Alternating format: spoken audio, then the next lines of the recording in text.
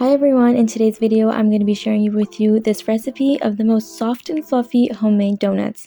This recipe is so simple and honestly anyone can pull this off, and donuts are actually really very simple to make at home.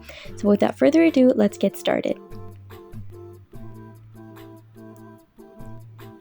For the dough, I'm going to combine together some lukewarm milk in a tall glass along with some instant yeast and granulated sugar.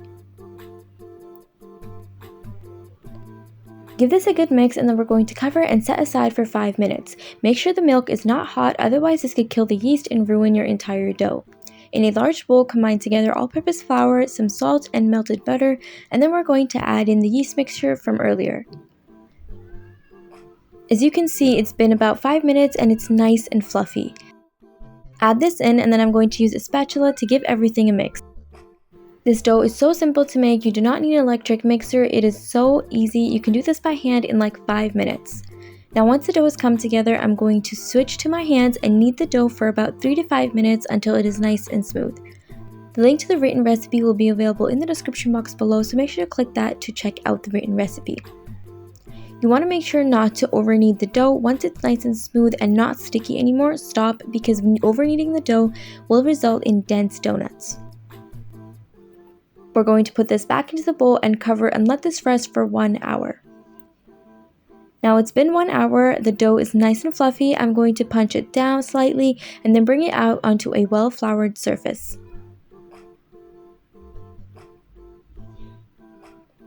Roll the dough out into about a 1/4 inch thickness and then use a cookie cutter or a donut cutter or even just a glass like I did to cut out your donuts. You can make them as big or as small as you like. Now for the center, I'm using a small cap again to make these donut holes because I don't have a donut cutter. If you have a donut cutter, it probably has that shape anyways. Continue this process until you've used up all of your dough, so you got to bring the pieces together, roll it out again, and then cut again. Place the cut donuts onto a baking tray lined with parchment paper, and we're going to cover and let this rest for 30 more minutes. 30 minutes later, you want to heat some oil to 185 degrees Celsius, that is 365 degrees Fahrenheit on medium high. You're going to add in the donuts and then fry them for about 3 to 4 minutes on each side or until they're golden brown. Using a chopstick makes it really easy to flip the donuts around in the oil. Try to keep the temperature of the oil as consistent as you can while you're frying. Once they're golden brown, remove them from the oil and let it drain on a wire rack or some paper towel. Make sure to let your donuts cool down completely before glazing. For the chocolate glaze, we're going to combine together some powdered sugar, some cocoa powder, and vanilla extract. Next, you're going to add in about 2 to 3 tablespoons of milk, or as much as you need to get it to the right consistency. Make sure that the frosting is not too thick or too thin, you want it to be just right. And now for the vanilla frosting, I'm going to combine together some powdered sugar, vanilla extract, and again some milk. You can add as much milk as you need, just make sure that you don't make it too runny. If you do accidentally make your frosting or icing too runny, you can add more powdered sugar. Now I'm going to color this vanilla frosting into 2 different colors to make fun, colorful donuts. Now it's time to glaze the donuts. Grab your donut from the back like this and then dip it quickly and then bring it up. Let it drain a little bit to get rid of the excess and then place it back onto a wire rack. Once you've glazed your donuts, you want to let this set for about 5 minutes. It's going to get hard, so add your sprinkles right now before it sets.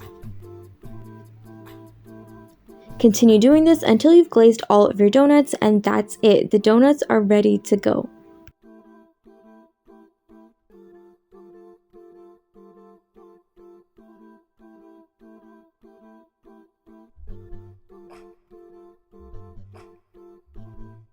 And that's how you make soft and delicious donuts at home.